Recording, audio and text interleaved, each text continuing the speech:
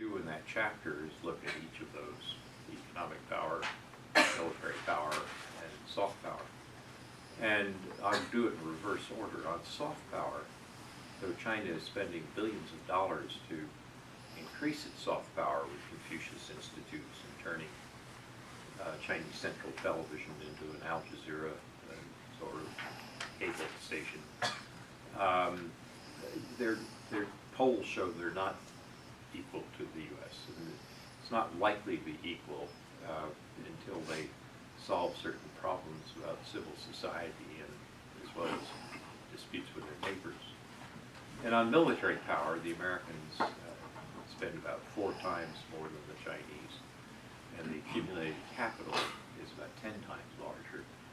And the Chinese will get closer to the U.S. in military power. I don't see them passing the U.S. In the next 3 decades. I put a boundary of a quarter century in the book. Otherwise, to make statements about the future is meaningless if you don't bound them with a time horizon. So that leaves us with economic power, and that's the one that most people turn to. And the Financial Times had a headline about this time last year saying China has passed the U.S. as the world's largest economy. And what they did is use purchasing power parity as their unit of measure, which is not a very good measure of power because it measures welfare, but you don't import oil or jet engines in purchasing power parity. You do it at the exchange rate. And so that headline was misleading.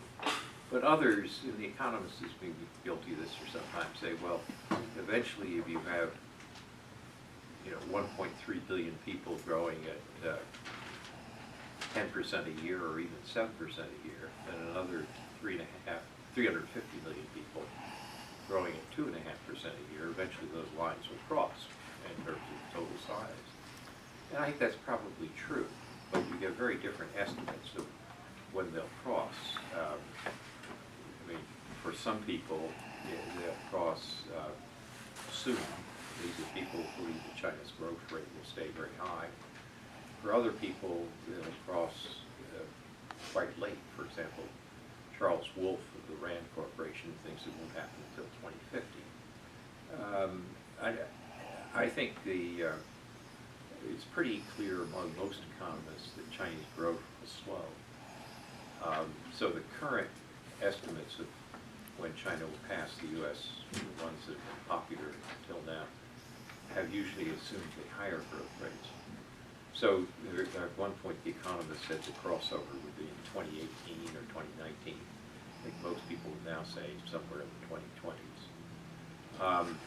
But the point is that even when China has a larger economy than the U.S., measured at exchange rates, it will not necessarily be a more powerful country economically. Size of your market is one measure of economic power. Obviously, if you have a big market, you're the largest trading partner of others, and you can control access. That's a useful instrument for power. But per capita income gives you a measure of the sophistication of an economy. And in terms of per capita income, China is about 1/5 of the United States. And even after China is larger than the U.S. in aggregate size of GDP, it won't equal the United States in per capita income until another 2 or 3 decades after that. And that means that other aspects of economic power, which are measured by the sophistication of your economy, China still lags and will lag for quite some time.